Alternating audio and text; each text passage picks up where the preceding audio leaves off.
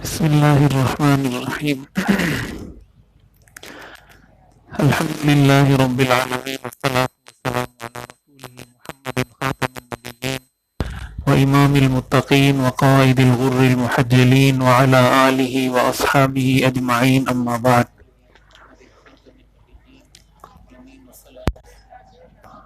آج اللہ تعالیٰ نے ہمیں ایک بار پھر رمضان کا مبارک مہینہ بھی عطا فرمایا، اور اس کے بعد عید کی خوشی کا اور مسرت کا یہ موقع بھی عنایت فرمایا۔ اس پر اللہ کا جتنا بھی شکر ادا کیا جائے کم ہے۔ چند 4-5 باتیں میں عرض کرنا چاہتا ہوں، پوائنٹس کی شکل میں، نکات کی شکل میں، جو ہمیں سمجھنی چاہیے اور یاد رکھنی چاہیے اپنی زندگی میں۔ سب سے پہلی بات کہ اسلام دین فطرت ہے۔ قرآن کریم میں اللہ تعالیٰ نے اس دین کو دین فطرت قرار دیا ہے۔ اسلام کبھی بھی کسی ایسی چیز کی نہ اجازت دیتا ہے، نہ کسی ایسی چیز سے منع کرتا ہے جو فطرت سے ٹکراتی ہے۔ اسلام عین فطرت ہے۔ جس آدمی کی فطرت سلیم ہو تو وہ اس کے لیے دین پر چلنا تو مشکل ہی نہیں۔ کبھی ایسا ہوتا ہے انسان گناہوں کی وجہ سے اس کی فطرت مسخ ہو جاتی ہے۔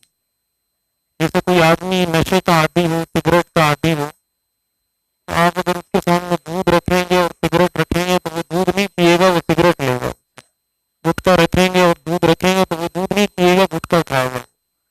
اس کا یہ مطلب نہیں کہ گٹکا کوئی اچھی چیز، اس کا مطلب یہ کہ اس کی فطرت مسخ ہو گئی۔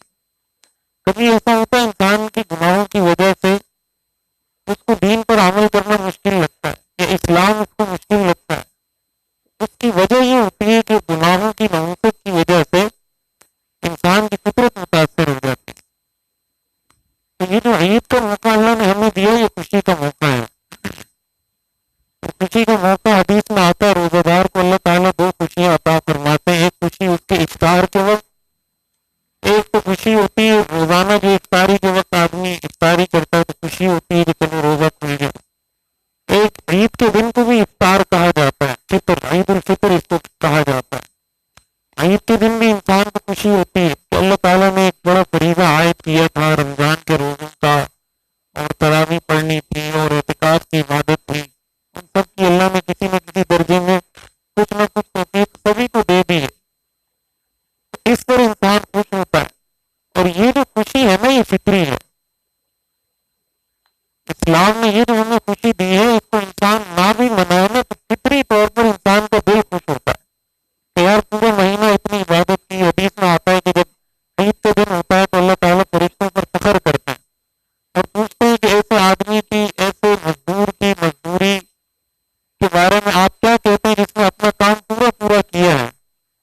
تو فرشتے کہتے ہیں کہ ایسے آدمی کو اس کی مزدوری ملنی چاہیے۔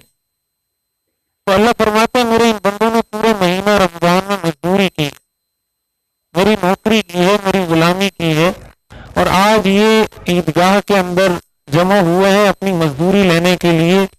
پھر اللہ تعالیٰ فرماتے ہیں وعزتی وجلالی وکبریائی وارتفاع مکانی، مجھے میری عزت کی قسم، میری بڑائی کی قسم، میرے بلند مرتبے کی قسم، میں نے ان سب کی مغفرت کر دی۔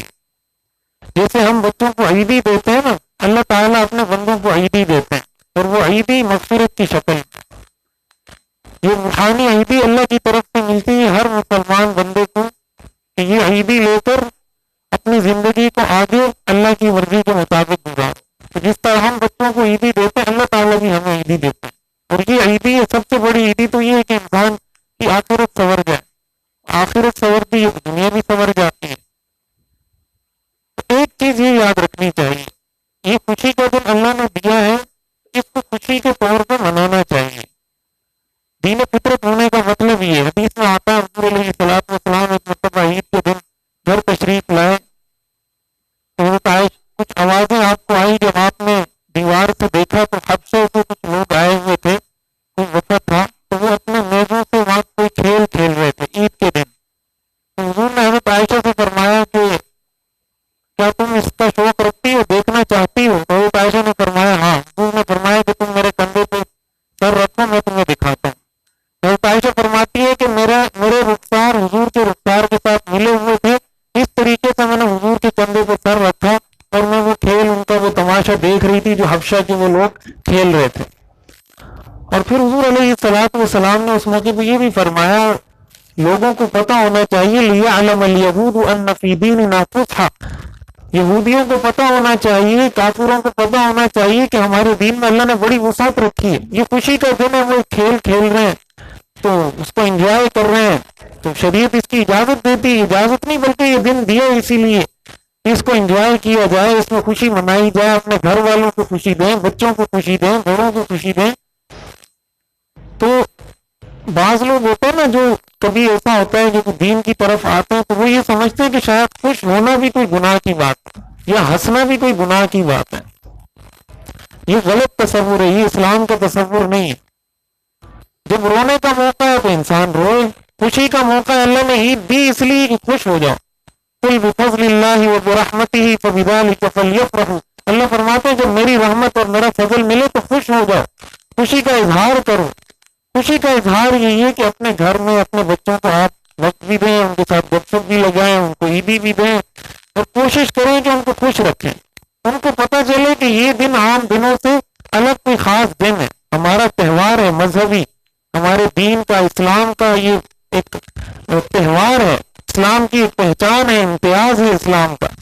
ایک اس چیز کا لحاظ رکھنا چاہیے کہ خوشی کا دن ہے تو خوشی کے دن کے طور پہ منائیں، لیکن اس خوشی مناتے وقت اس چیز کا لحاظ کریں کہ خوشی میں ایسا کوئی کام نہ کریں جو اللہ کو ناراض کرنے والا. آپ کہیں گھومنے جانا چاہتے ہیں، کہیں تفریح کے لیے جانا چاہتے ہیں، کوئی دوستوں کی محفل جمانا چاہتے ہیں، کہیں کھانے کے لیے جانا چاہتے ہیں، اچھی بات ہے جائیں، لیکن یہ چیز یاد رکھیں کہ ہمارے لیے شریعت میں ایک دائرہ کھینچا ہوا ہے کہ بھائی اس دائرے سے نکلنا نہیں. اگر اس میں نمازیں چھوٹ رہی ہیں، فرض نمازوں کا اہتمام نہیں ہو رہا یا اور گناہوں کا ارتکاب ہو رہا ہے، بد نظری ہو رہی ہے یا کوئی بھی ایسا ناجائز کام ہو رہا ہے تو یہ خوشی پھر ہمارے لیے آخرت کے اندر وبال بن جائے گی. دیکھیں یہ دین فطرت ہے. اسلام یہ نہیں کہتا کہ خوشی مت مناؤ، اسلام کہتا ہے خوشی مناؤ، اس کا حکم ہے، لیکن اس خوشی کو ایک دائرے میں رکھنا یہ تو اللہ کا حق ہے بندوں پر. اگر اس طرح آزاد چھوڑ دیا جائے شکر بے مہار کہ کوئی پرسان حال نہ ہو کیا کر رہا ہے کیا نہیں کر رہا، پھر تو یہ دنیا کا کوئی فائدہ ہی نہیں. دنیا میں تو اللہ نے بھیجا اس لیے کون اللہ کی بات مانتا ہے کون نہیں مانتا. خوشی مناتے وقت اس چیز سے لحاظ ہونا چاہیے کہ اللہ کے حکم کی نافرمانی نہ ہو، نمبر ایک. دوسری بات یہ یاد رکھنی چاہیے کہ یہ جو عید کا دن ہے اس دن اللہ تعالیٰ بندوں کو بخشتے ہیں. حدیث میں آتا ہے کہ اللہ کے پسندیدہ اعمال میں سے ایک عمل یہ کہ کسی مسلمان کے دل میں خوشی داخل کی جائے، کسی مسلمان کا دل جیت لیا جائے، وہ خوش ہو جائے. اب اس میں سب سے پہلا حق آپ کے رشتہ داروں کا، آپ کے والدین کا، آپ کے بچوں کا، آپ کے پڑوسیوں کا آتا ہے. اگر کہیں کسی کی کوئی چپکلش ہے، کوئی لڑائی ہے، کوئی جھگڑا ہے، کوئی تنازع ہے تو دیکھیں یہ چیز اچھے طریقے سے یاد رکھیں. شریعت میں اس چیز کی بہت اہمیت ہے. حدیث میں آتا ہے جس کے دل میں کسی کے لیے کینہ ہوتا ہے ایسے آدمی کی مغفرت شب قدر میں بھی نہیں ہوتی. اگر کسی کے دل میں کینہ ہے، بغض ہے، حسد ہے، کوئی بھی انسان ہو جاتا ہے، کبھی کسی سے زیادتی ہوتی ہے، کبھی کسی سے ہو جاتی ہے، تو عید کا دن اس چیز کے لیے خاص کریں کہ بھئی ہم نے اپنے رشتہ داروں سے ملنا ہے، بالخصوص ان رشتہ داروں سے ملنا ہے یا رابطہ کرنا ہے یا ان سے بات کرنی ہے جن سے ہمارے تعلقات اچھے نہیں ہیں. حدیث میں آتا ہے انا زعیم ببیت فی ربض الجنہ لمن ترک المراء وان کان محقا. حضور نے فرمایا میں جنت کے بیچوں بیچ، ایک حدیث میں آتا ہے جنت کے بیچوں بیچ اور ایک حدیث میں آتا ہے کہ جنت کے شروع میں ایسے شخص کو محل کی ضمانت دیتا ہوں جو حق پر ہوتے ہوئے لڑائی کو چھوڑ دے. حق پر ہوتے ہوئے اگر لڑائی کو چھوڑ دیں، حضور فرماتے ہیں میں جنت کے بیچوں بیچ محل کی ضمانت دیتا ہوں. ہمارے استاد محترم حضرت مفتی عبدالرحیم صاحب دامت برکاتہم اپنا ایک واقعہ سناتے ہیں اور یہ قریب کا کوئی 2-3 سال پہلے کا واقعہ ہے.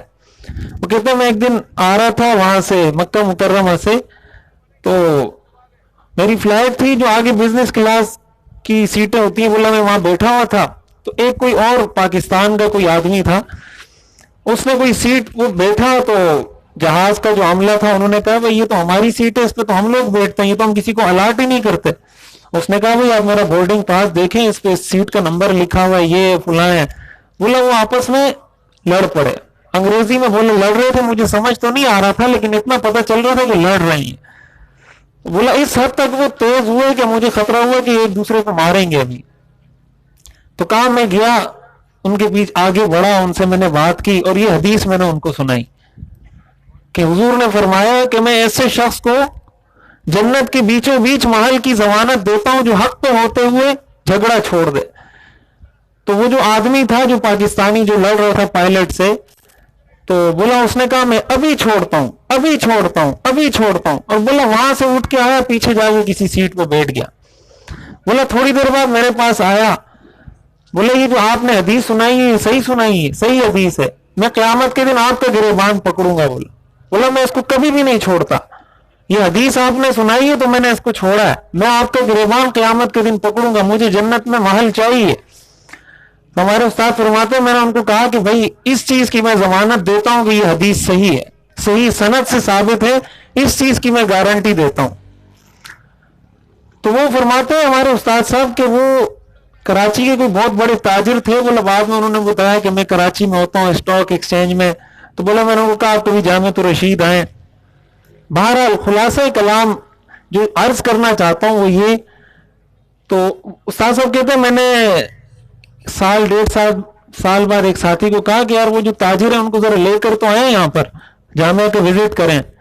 تو انہوں نے کہا کہ وہ اس سال عمرے کے لیے گئے تھے اور بیت اللہ کا طواف کر رہے تھے، طواف کے دوران ہی ان کی روح قبض ہو گئی، وہیں ان کا انتقال ہو گیا.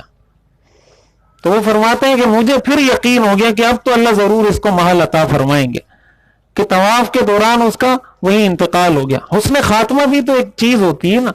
عرض کرنے کا مقصد یہ ہے کہ لوگوں کو معاف کرنا سیکھیں، درگزر کرنا سیکھیں. حدیث میں آتا ہے من تواضع للہ رفعہ اللہ، جو اللہ کے لیے اپنے آپ کو جھکاتا ہے اللہ اس کو اٹھاتا ہے، اللہ اس کو عزتیں عطا فرماتا ہے. اسی طرح حضور نے فرمایا کبھی بھی تواضع کسی کی عزت میں کمی نہیں کرتا، ہمیشہ انسان کی عزت کو بڑھاتا ہے. وقتی طور پر آپ اگر کسی کی نظر میں وہ آپ کو کم تر سمجھ رہا ہے، یہ اس کے لیے خطرے کی بات ہے. جس سے آپ ملنے جا رہے ہیں اس سے آپ معذرت کر رہے ہیں، اس سے آپ معافی مانگ رہے ہیں، اور وہ یہ سمجھ رہا ہے کہ میں کوئی بہت بڑا آدمی ہوں اس لیے یہ میرے سامنے آ رہا ہے، مجھ سے معذرت کر رہا ہے، معافی مانگ رہا ہے. دیکھیں حدیث میں آتا ہے الراحمون یرحمہم الرحمن، اللہ رحم کرنے والوں پر رحم کرتا ہے. ارحموا من فی الارض یرحمکم من فی السماء، زمین والوں پر رحم کرو گے تو آسمان والا تم پہ رحم کرے گا. ان تعفوا وتصفحوا وتغفروا فان اللہ غفور الرحیم، اللہ فرماتے ہیں اگر تم معاف کرو گے، درگزر کرو گے، لوگوں کے گناہوں کو معاف کرو گے تو میں غفور الرحیم ہوں. یعنی اگر تم معاف کرو گے تو میں بھی غفور الرحیم ہوں. اگر انسان کو معاف نہ کرے تو اللہ فرماتے ہیں یہ میرا بندہ ہے، یہ میری اتنی نافرمانیاں کرتا ہے، میں اس کو ہر نافرمانی پہ معاف کر دیتا ہوں. اس کا کوئی ایک حق دبایا ہوگا یا کوئی تلخی ہو گئی ہوگی، اب یہ اس کو معاف ہی نہیں کر رہا.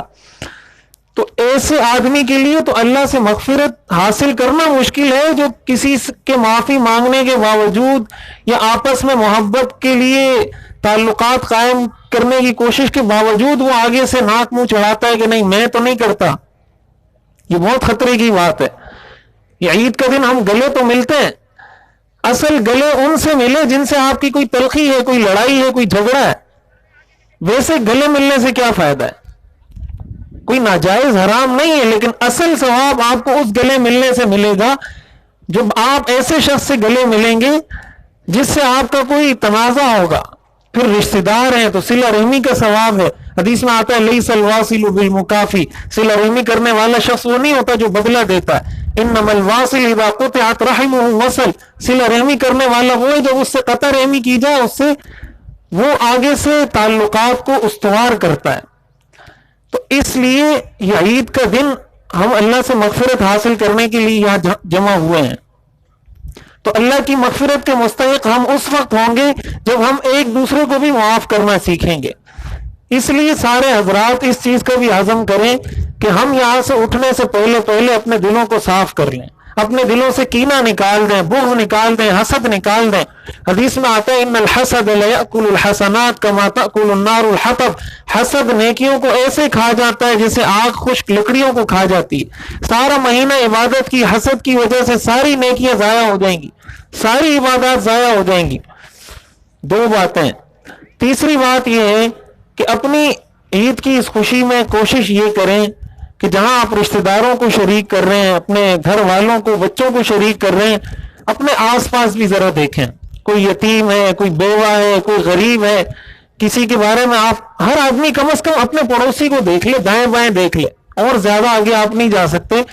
آپ ابھی گھر جائیں گے تو گھر والوں سے ذرا پوچھ لے بھائی ہمارا کرایہ دار ہے یا ہمارا پڑوسی ہے، اس کا آپ کو پتا ہے ان کی عید کیسی ہے، کیا صورت حال ہے، کیا نہیں. یہ کام تو ہر آدمی کر سکتا ہے نا. آپ جائیں گھر میں، جب گھر میں داخل ہوں گھر والوں سے پوچھ لے بھائی ہمارے جو پڑوسی ہیں ان کی کیا صورت حال ہے، عید انہوں نے منائی، کچھ پکایا نہیں پکایا. آپ 100 200 300 500 1000 روپے دیں گے، آپ کو کچھ نہیں جائے گا، ان کو عید کی خوشیاں مل جائیں گی. اس چیز کا بھی اہتمام کریں کہ دوسروں کو اپنی عید کی اس خوشی میں شریک کریں. اصل انسان وہ ہوتا ہے جو دوسروں کے لیے جیتا ہے. اپنے لیے تو جانور بھی جیتے ہیں. گدھا بھی کھانا کھاتا ہے، پانی بھی پیتا ہے، سوتا بھی، اپنی ساری ضروریات بھی پوری کرتا ہے. انسان اور جانور میں تو کوئی فرق ہونا چاہیے نا. اور وہ فرق اسی سے پتہ چلے گا کہ ہمارے دل میں دوسروں کا احساس کتنا ہے، دوسروں کے لیے ہمارے دل میں درد کتنا ہے.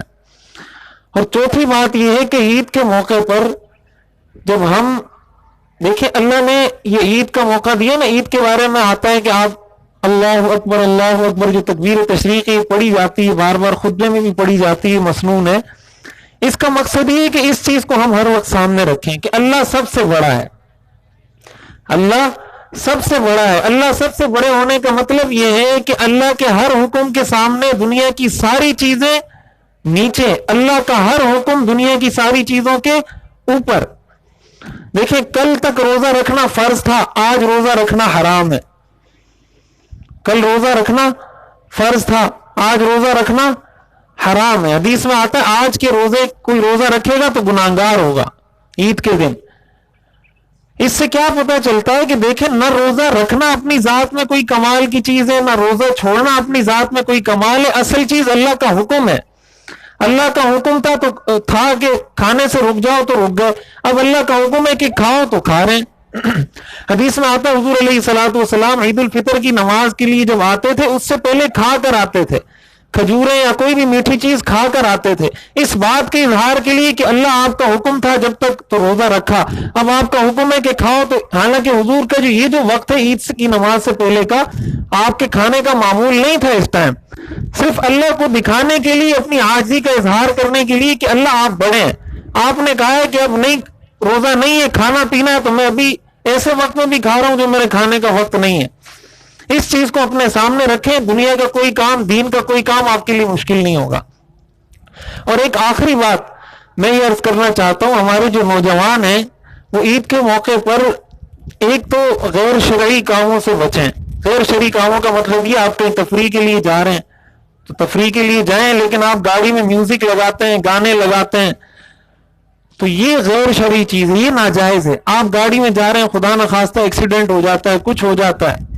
اور دوسری چیز ہمارے والدین، ان کو، تمام والدین کو اس چیز کا خیال رکھنا چاہیے. بہت سی ایسی ہر عید پہ آپ کو ایسے واقعات سننے کو ملتے ہوں گے کہ اتنے بچے سی وی یو میں ڈوب گئے، اتنے بچوں کا ایکسیڈنٹ ہو گیا، اتنے تھانوں میں پڑے ہوئے ہیں، اتنوں کا یہ ہو گیا، اتنوں کا یہ ہو گیا. وہ کسی کے بچے ہوتے ہیں نا. آپ کیوں اپنے بچوں کو اتنا بے لگام چھوڑ رہے ہیں کہ ان کو بائک دے دی ہے، انہوں نے سیلنسر نکالا ہوا ہے، لوگوں کا بھی دماغ خراب کیا، اپنا بھی دماغ خراب کیا، اور پتہ نہیں کہاں جا رہے ہیں کہاں نہیں جا رہے، آپ کو کچھ پتہ ہی نہیں ہے. آپ خود ان کو لے کر جائیں، خود ان کو وقت دیں. اگر آپ نے موٹر سائیکل دینی ہے تو ایسی کوئی لمیٹیشن، کوئی حدود ان کے لیے متعین کریں. آپ کو پتہ تو ہو میرا بچہ جا رہا کہاں ہے، کیا کر رہا ہے. ہر سال عید کے موقع پر یہ واقعات، حیرت ہوتی ہے. اور ان نوجوانوں کو بھی، ان بچوں سے بھی میری گزارش ہے کہ اپنی تھوڑی سی خوشی کے لیے اپنے والدین کی ہمیشہ کی خوشیوں کو برباد نہ کریں. اس وقت آپ کو تھوڑا سا جوش چڑھتا ہے کہ میں ولی مار لوں گا، یا سمندر چلا جاؤں گا، نہاؤں گا، یا جو ہے نا بائک پہ ریسیں لگاؤں گا. ادھر آپ کا ایکسیڈنٹ ہوتا نہیں ہے، ادھر ساری زندگی والدین غم کا شکار ہو جاتے ہیں، ان کی ساری زندگی کی خوشیاں غارت ہو جاتی ہیں آپ کی تھوڑی سی مستی کی وجہ سے۔ تو یہ میری گزارش ہے نوجوانوں سے بھی، اور جو بھی بچے ہیں تھوڑا بہت ان کو گاڑی چلانا آ گئی، موٹر سائیکل چلانا آ گئی، یا تھوڑا بہت کچھ با اختیار ہو گئے، اس چیز کا لحاظ رکھیں۔ والدین کی بھی ذمہ داری ہے اپنے بچوں کو ایسے کنٹرول کریں کہ پھر آپ بعد میں ہاتھ میں ملتے رہیں کہ یار یہ کیا ہو گیا۔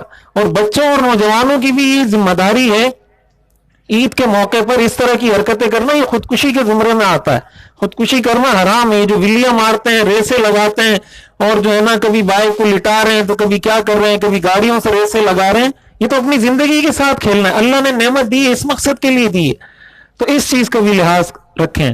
یہ چند 5 باتیں ہیں جو میں عرض کرنا چاہتا تھا عید کے حوالے سے، ان کو ہم ذہن میں رکھیں تو اللہ تعالیٰ کی ذات سے امید ہے کہ ہمارا ہر کام عبادت بن جائے گا۔ پہلی چیز کہ یہ عید خوشی کا موقع ہے، اللہ نے یہ خوشی کا موقع دیا، اس کو سیلیبریٹ کریں، اس کو منائیں، اچھے طریقے سے منائیں، انجوائے کریں۔ دوسری چیز کہ اپنے بچوں کو بھی خوشیاں دیں، اپنے گھر میں جب جائیں ان کو بھی خوشیاں دیں، گھر والوں کو خوشیاں دیں۔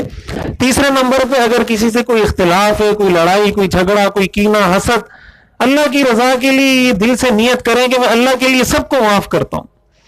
اور چوتھی چیز یہ ہے کہ جب سیر تفریح کے لیے کہیں جائیں، کہیں نکلیں، اس چیز کا اہتمام رکھیں کہ کہیں خلاف شریعت کوئی کام نہ ہو۔ اور پانچویں چیز یہ کہ جو بچے بے احتیاطی کرتے ہیں، اپنی جانوں سے کھیلتے ہیں، یا والدین بے احتیاطی کرتے ہیں، بچوں کو ایسی چیزیں دیتے ہیں، والدین ان چیزوں پہ کنٹرول کریں تاکہ کل ان کو کوئی پریشانی نہ ہو۔ اللہ تعالی ہمیں سمجھنے اور عمل کرنے کی توفیق عطا فرمائے۔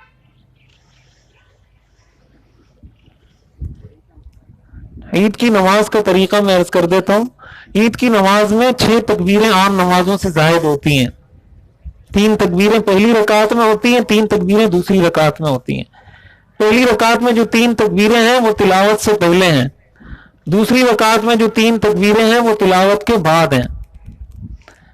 پہلی رکعت میں امام اللہ اکبر کہے گا، ہاتھ باندھے گا، آپ بھی ہاتھ باندھیں گے، پھر اس کے بعد سبحانک اللہم امام بھی پڑھے گا، آپ بھی پڑھیں گے، اس کے بعد 3 تکبیرات کہی جائیں گی، ہاتھ آپ نے بھی اٹھانے، امام نے بھی اٹھانے، اور ساتھ اللہ اکبر کہنا بھی ہے زبان سے۔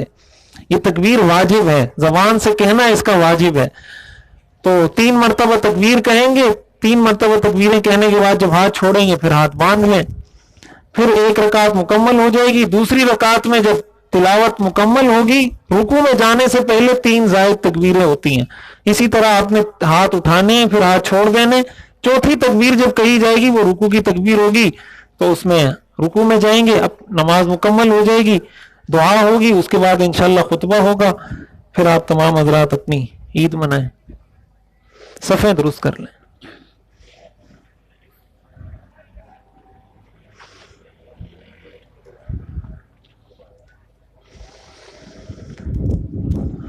صفیں اہتمام کے ساتھ درست فرمائیں، صفوں کے درمیان کوئی خلا نہ رکھیں، کوئی خالی جگہ نہ رکھیں۔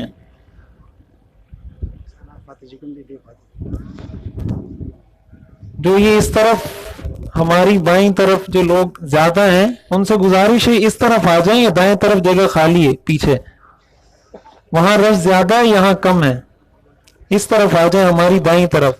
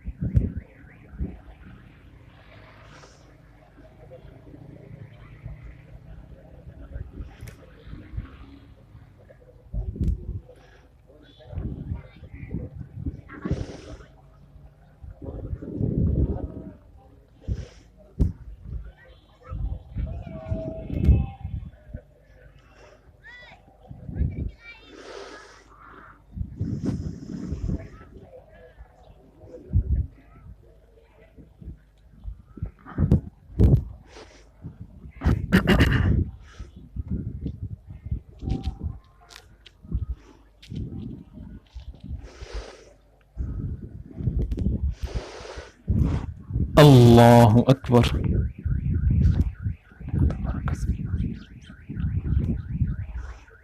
اللہ اکبر۔ الله أكبر. الله أكبر. الحمد لله رب العالمين الرحمن الرحيم مالك يوم الدين إياك نعبد وإياك نستعين اهدنا الصراط المستقيم صراط الذين أنعمت عليهم غير المغضوب عليهم ولا الضالين.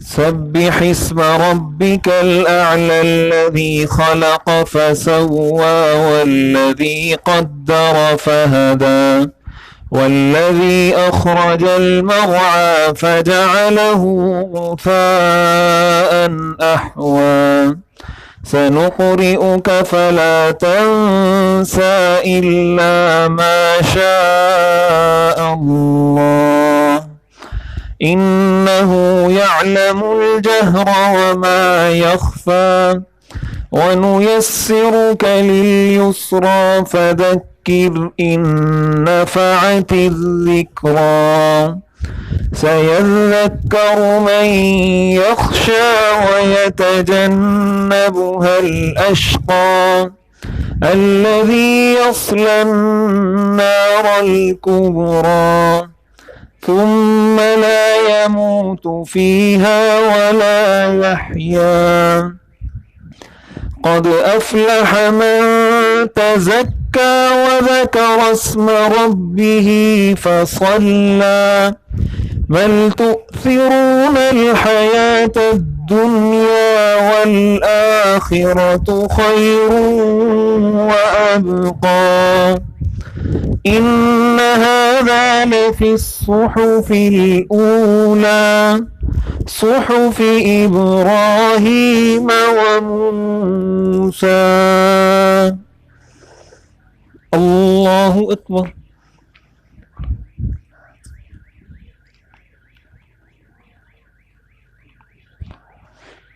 سمع الله لمن حمده. الله أكبر.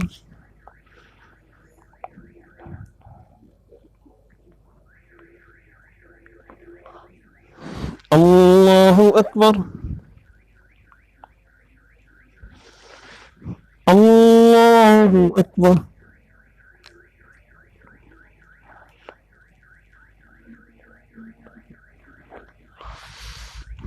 الله أكبر. الحمد لله رب العالمين الرحمن الرحيم مالك يوم الدين إياك نعبد وإياك نستعين اهدنا الصراط المستقيم صراط الذين أنعمت عليهم غير المغضوب عليهم ولا الضالين.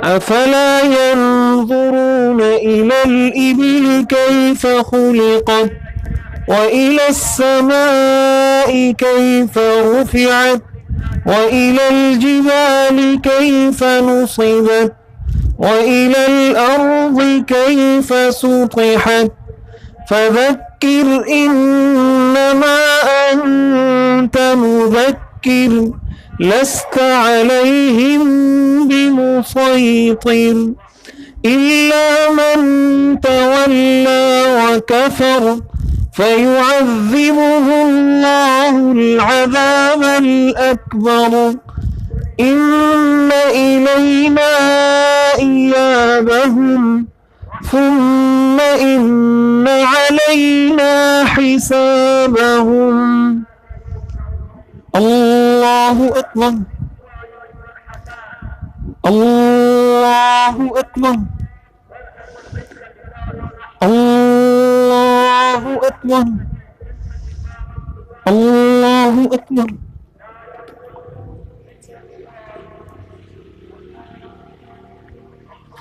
سمع الله لمن حمده الله أكبر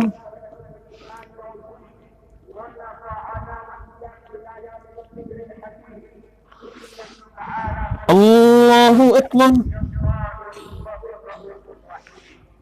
الله أكبر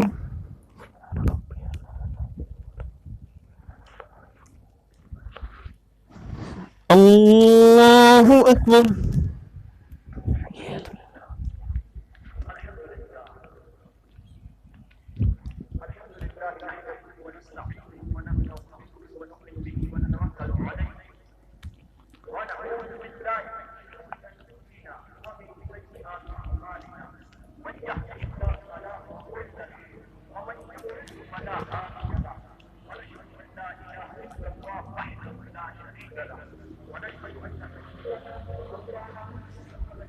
السلام عليكم ورحمة الله